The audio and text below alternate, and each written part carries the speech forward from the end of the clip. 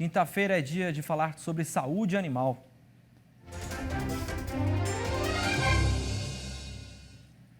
O frango ou a galinha caipira vem ganhando status. Essas aves presentes em muitos quintais, sítios e fazendas agora têm estruturas para atender a crescente demanda por ovos e a carne.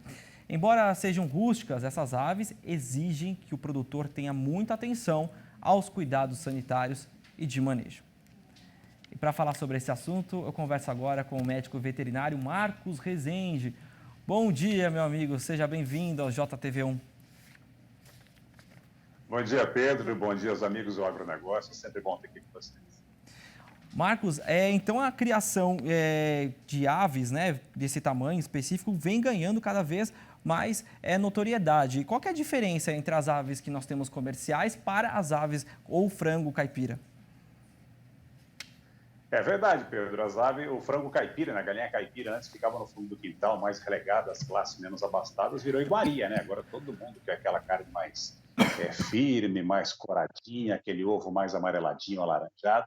Bom, existe uma diferença básica, Pedro, entre elas. Primeiro, é que as aves comerciais elas são abatidas ali em torno de 30 dias. A gente está falando das aves caipira, das aves de quintal, são aves que são abatidas a partir dos 4 meses até 6 meses de idade. Isso dá uma diferença bastante grande na qualidade da carne. Em relação aos ovos, Pedro, existe uma lenda muito grande, porque as aves caipira ela tem os ovos mais amarelados por causa do tipo de alimento que ela come, com mais pigmento, mais caroteno.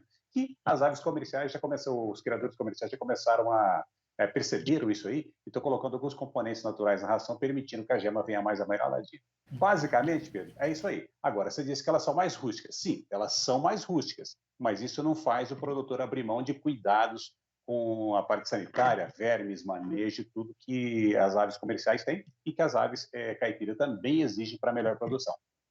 E por que as aves caipiras, né, elas crescem tão rapidamente? O que faz isso acontecer com essas aves?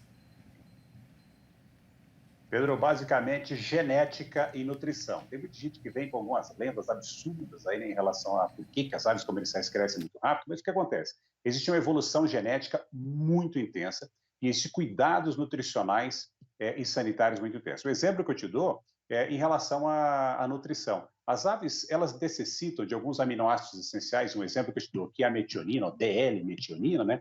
Que quando é fornecida na ração, permite aos animais aumentarem muito o seu potencial de crescimento, ou seja, aumenta a velocidade do seu crescimento. E nas aves comuns isso não tem. Então, esse crescimento ele é devido à genética, nutrição, manejo e sanidade. Agora, tem uma lenda urbana aí falando do hormônio do frango. É fato ou é fake, Marcos? Eu acho que um dos fakes mais antigos que existe, acho que é mais antigo que o lobisomem, viu, Pedro? Porque é fake. O pessoal. Não, primeiro, as aves não têm receptores hormonais na idade que elas deveriam receber hormônio, se houvesse hormônio, né? Porque nem existe comercial. Mas caso houvesse, as aves não teriam, naquela idade, receptores para aqueles hormônios. Então, isso é uma grande mentira de pessoas que ou não entendem do assunto ou estão mal intencionadas para falar mal do fruto de genética e muita pesquisa. Realmente é muito complicado, né? O setor é alvo de muitas críticas, muitas delas infundadas.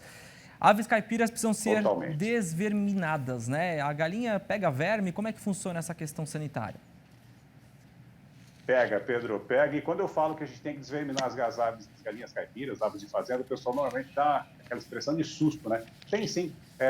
Existem produtos comerciais disponíveis nas casas agropecuárias, lojas especializadas, cooperativas, que o produtor compra, adiciona a ração, segue o que está lá na bula e elas vão ficar livres dos parasitas. Se as aves não forem livres dos parasitos, elas diminuem a sua taxa de crescimento, a sua produtividade e esses parasitos podem, inclusive, transmitir doenças que vão levar as aves à morte. Eu digo parasitos internos, as lombrigas, né, que é os vermes propriamente dito, mas também parasitos externos, como piolhos, carrapatos e outras coisas, e outros parasitos, né, que podem prejudicar muito o desenvolvimento dessas aves.